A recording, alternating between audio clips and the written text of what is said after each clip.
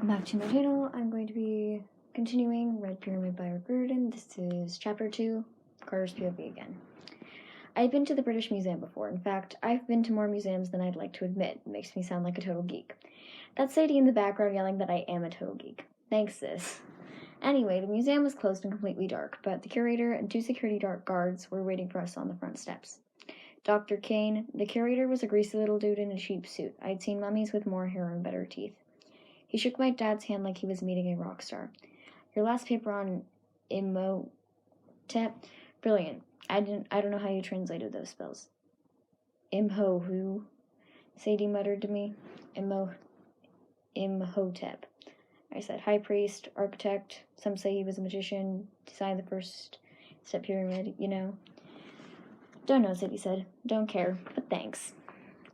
Dad expressed his gratitude to the curator for hosting us on a holiday. Then he put his hand on my shoulder. Dr. Martin, I'd like you to meet Carter and Sadie. Ah, your son, obviously, and... The curator looked hesitantly at Sadie. And this young lady? My daughter, Dad said. Dr. Martin's stare went temporarily blank. Doesn't matter how open-minded or polite people think they are. There's always that moment of confusion that flashes across their faces when they realize Sadie is part of our family. I hate it, but over the years I've come to expect it. The curator regained his smile. Yes, of course. Right. This way, Dr. Kane. We're very honored. The security guards locked the doors behind us. They took our luggage, then one of them reached for Dad's work bag. No, Dad said with a tight smile. I'll keep this one. The guards stayed in the foyer as we followed the curator into the great court. It was ominous at night. Dim light from the walls like a Dim light from the glass-domed ceiling cast cross-hatched shadows across the walls like a giant spider web. Our footsteps clicked on the white marble floor. So, Dad said, this stone. Yes, the curator said, though I can't imagine what new information you could glean from it. It's been studied to death. Our most famous artifact, of course. Of course, Dad said, but you may be surprised. What's he on about now? Sadie whispered to me.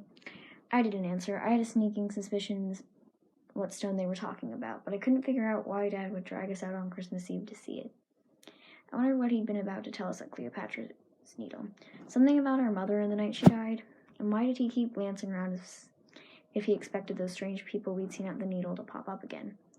We were locked in a museum surrounded by guards and high-tech security. Nobody could bother us in here, I hoped. We turned left into the Egyptian wing. The walls were lined with massive statues of pharaohs and gods. But my dad bypassed them all and went straight for the main attraction in the middle of the room. Beautiful, my father murmured. And it's not a replica. No, the curator promised. We don't always keep the actual stone on display, but for you, this is quite real. We were staring at a slab of gray rock about 3 feet tall and 2 feet wide. It sat on a pedestal. I think that's correct pronunciation. Encased in a glass box. The flat surface of the stone was chiseled with 3 distinct bands of writing. The top part was ancient Egyptian picture writing, hieroglyphics. The middle section, I had to rack my brain to remember what Dad called it. Demotic. A kind of writing from the period when Greek controlled Egypt and a lot of Greek words got mixed into Egyptian. The last lines were in Greek. The Rosetta Stone, I said. Like the computer program? Sadie asked. I wanted to tell her how stupid she was, but the curator cut me off with a nervous laugh. Young lady, the Rosetta Stone was the key to deciphering hieroglyphics. It was discovered by Napoleon's army in 1999 and... Oh, right, Sadie said. I remember now. I knew she was just saying that to get him to shut up, but my dad wouldn't let it go. Sadie, he said, until the stone was discovered, regular mortals, no one had been able to read hieroglyphics for centuries. The written language of Egypt had been completely forgotten. Then an Englishman named Thomas Young proved that the Rosetta Stone's 3 languages all conveyed the same message.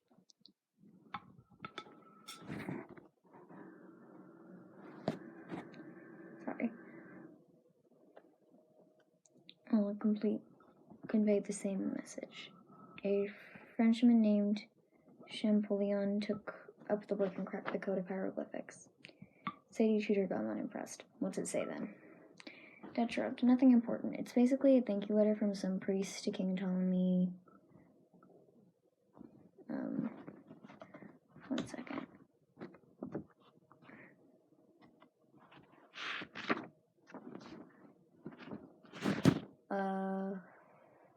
I think V is 5, maybe 10. I don't know. I'm not familiar with Roman numerals.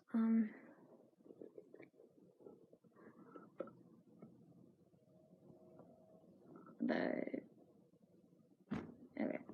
When it was first carved, the stone was no big deal, but over the centuries, it had become a powerful symbol, perhaps the most important connection between ancient Egypt and the modern world. I was a fool not to realize its potential sooner. He'd lost me, and apparently the curator too. Dr. Kane, he asked, "Are you quite all right?" Dad breathed deeply. "My apologies, Dr. Martin." I was just thinking aloud. "If I could have the glass removed, and you could bring me the papers I asked for from your archives." Dr. Martin nodded. He pressed a code into the small remote control at the front of the box, clicked open. "It will take a few minutes to retrieve the notes," Dr. Martin said. "For anyone else, I would hesitate to grant unguarded access to the stone as you've requested. I trust you'll be careful." He glanced at his kids like we were troublemakers. "We'll be careful," Dad promised. As soon as Dr. Martin's steps receded, Dan turned to us with a frantic look in his eyes.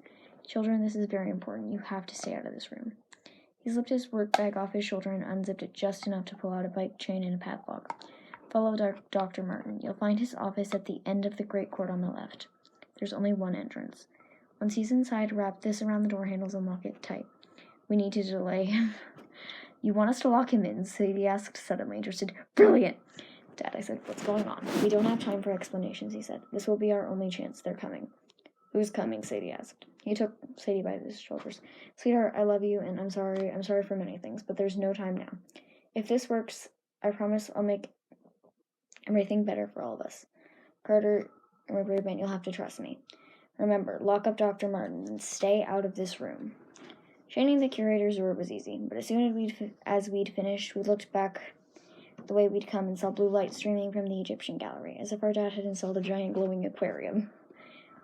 Sadie locked eyes with me. "Honestly, do you have any idea what he's up to?" "None," I said, "but he's been acting strange lately. Thinking about Mom, he keeps her picture." I didn't want to say more. Fortunately, Sadie nodded like she understood. "What's in his work bag?" she asked. "I don't know. He told me never to look." Sadie raised an eyebrow. "And you never did? God, that is so like you, Carter. You're hopeless." I wanted to defend myself, but just then a tremor shook through the floor. Startled, Sadie grabbed my arm. "He told us to stay put. I suppose you're going to follow that order too?" Actually, that order was sounding pretty good to me, but Sadie sprinted down the hall, and after a moment's hesitation, I ran after her. When we reached the entrance of the Egyptian gallery, we stopped dead in our tracks. Our dad stood in front of the Rosetta Stone with his back to us. A blue circle glowed on the floor around him, as if someone had switched on hidden neon tubes in the floor. My dad had thrown off his overcoat. His work bag lay open at his feet, revealing a wooden box, about 2 feet long, painted with Egyptian images. "What's he holding?" Sadie whispered to me. "Is that a boomerang?" Sure enough, when Dad raised his hand, he was brandishing a curved white stick. It did look like a boomerang, but instead of throwing the stick, he touched it to the Rosetta Stone. Sadie caught her breath. Dad was writing on the stone. Whenever the boomerang made contact, glowing blue lines appeared on the granite hieroglyphs. It made no sense. How could he write glowing words with a stick? But the image was bright and clear. Ram's horns above a box and an X. "Open," Sadie murmured. I stared at her because it sounded like she had just translated the word, but that was impossible. I'd been hanging around Dad for years, and even I could only read a few hieroglyphs. They're seriously hard to learn. Dad raised his arms. He chanted, "Woe, Sir I-A," and 2 more hieroglyphic symbols burned blue against the surface of the Rosetta Stone. As stunned as I was, I recognized the first symbol. It was the name of the Egyptian god of the dead. "Wosir," I whispered. I had never heard it pronounced that way, but I knew what it meant. "Osiris." "Osiris, come," Sadie said as if she was in a trance. Then her eyes widened. "No," she shouted. "Dad, no." Our father turned in surprise. He started to say, "Children," but it was too late. The ground rumbled, the blue light turned searing white, and the Rosetta Stone exploded. When I regained consciousness, the first thing I heard was laughter, horrible, gleeful laughter mixed with the blare of the museum's security alarms. It felt like I'd just been run over by a tractor. I sat up, dazed, and spit a piece of Rosetta Stone out of my mouth. The gallery was in ruins. Waves of fire ripped in pools along the floor. Giant statues had toppled. Sarcophagi had been knocked off their pedestals. Pieces of Rosetta Stone had exploded outward with such force that they'd embedded themselves in the columns, the walls, and the other exhibits. Sadie was passed out next to me, but she looked unharmed. I shook her shoulder and she grunted, ugh. In front of us, where the Rosetta Stone had been, stood a smoking, sheared-off pedestal. The floor was blackened in a starburst pattern, except for a glowing blue circle around our father.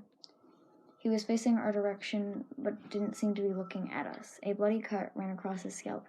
He gripped the boomerang tightly. I didn't understand what he was looking at. Then horrible laughter echoed around the room again, and I realized it was coming from right in front of me. Something stood between our father and us. At first I could barely make it out. Just a flicker of heat, but as I concentrated, it took on a vague form, the fiery outline of a man. He was taller than Dad, and his laugh cut through me like a chainsaw. Well done, he said to my father. Very well done, Julius. You were not summoned. My father's voice trembled. He held up the boomerang, but the fiery man flicked one finger and the stick flew from Dad's hand, shattering against the wall. I am never summoned, Julius, the man purred. But when you open a door, you must be prepared for guests to walk through. Back to the doo-wop, my father roared. I have the power of the Great King. Oh, scary, the fiery man said with amusement. And even if you knew how to use that power, which you do not, he was never my match. I am the strongest. Now you will share his fate. I couldn't make sense of anything, but I knew that I had to help my dad. I tried to pick up the nearest chunk of stone, but I was so terrified my fingers felt frozen and numb. My hands were useless. Dad shot me a silent look of warning. Get out. I realized he was intentionally keeping the fiery man's back to us, hoping Sadie and I would escape unnoticed. Sadie was still groggy. I managed to drag her behind a column into the shadows. When she started to protest, I clamped my hand over her mouth. That woke her up. She saw what was happening and stopped fighting. Alarms flared. Fire circled around the doorways of the gallery. The guards had to be on their way, but I wasn't sure if that was a good thing for us. Dad crouched to the floor, keeping his eyes on his enemy, and opened his painted wooden box. He brought out a small rod like a ruler. He muttered something under his breath, and the rod elongated into a wooden staff about as tall as he was. Sadie made a squeaking sound. I couldn't believe my eyes either, but things only got weirder. Dad threw his staff at the fiery man's feet, and it changed into an enormous serpent, 10 feet long, as big around as I was, with coppery scales and glowing red eyes. It lunged at the fiery man, who effortlessly grabbed the serpent by its neck. The man's hand burned into white-hot flames, and the snake burned to ashes. An old trick, Julius, the fiery man chided. My dad glanced at us, silently urging us again to run. Part of me refused to believe any of this was real. Maybe I was unconscious, having a nightmare. Next to me, Sadie picked up a chunk of stone. How many? My dad asked quietly, trying to keep the fireman's attention. How many did I release? Why, all 5, the man said, as if explaining something to a child. You should know we're a package deal, Julius. Soon I'll release even more, and they'll be very grateful. I shall be named king again. The demon days, my father said. They'll stop you before it's too late. You think the house can stop me? Those old fools can't even stop arguing amongst themselves. Now let the story be told anew, and this time you shall never rise. The fiery man waved his hand. The blue circle at Dad's feet went dark. Dad grabbed for his toolbox, but it skittered across the floor. Goodbye, Osiris, the fireman sighed. With another flick of his hand, he conjured a glowing coffin around our dad. At first it was transparent, but as our father circled and pounded on its side, the coffin became more and more solid. A golden Egyptian sarcophagus inlaid with jewels. My dad caught my eyes one last time and mouthed the word, run, before the coffin sank into the floor, as if the ground had turned to water. Dad, I screamed. Sadie threw her stone, but it hailed harmlessly through the fiery man's head. He turned, and for one terrible moment his face appeared in the flames. What I saw made no sense. It was as if someone had superimposed 2 different faces on top of each other. One almost human, with pale skin, cruel angular features, and glowing red eyes. The other like an animal, with dark fur and sharp fangs. Worse than a dog or a wolf or a lion, some animal I'd never seen before. Those red eyes stared at me, and I knew I was going to die. Behind me, heavy footsteps echoed on the marble floor of the great court. Voices were barking orders. The security guards may be the police, but they'd never get here in time. The fiery man lunged at us, a few inches from my face. Something shoved him backwards. The air sparkled with electricity. The amulet around my neck grew uncomfortably hot. The fiery man hissed, regarding me more carefully. So it's you. The building shook again. At the opposite end of the room, part of the wall exploded in a brilliant flash of light. 2 people stepped through the gap. The man and the girl we'd seen at the Needle, their robes swirling around them. Both of them held staffs. The fiery man snarled. He looked at me one last time and said, "Soon, boy." Then the entire room erupted in flames. A blast of heat sucked all the air out of my lungs, and I crumbled to the floor. The last thing I remember, the man with the forked beard and the girl in blue were standing over me. I heard the security guards running and shouting, getting closer. The girl crouched over me and drew a long curved knife from her belt. "We must act quickly," she told the man. "Not yet," he said with reluctance. His thick accent sounded French. "We must be sure before we destroy them." I closed my eyes and drifted into unconsciousness.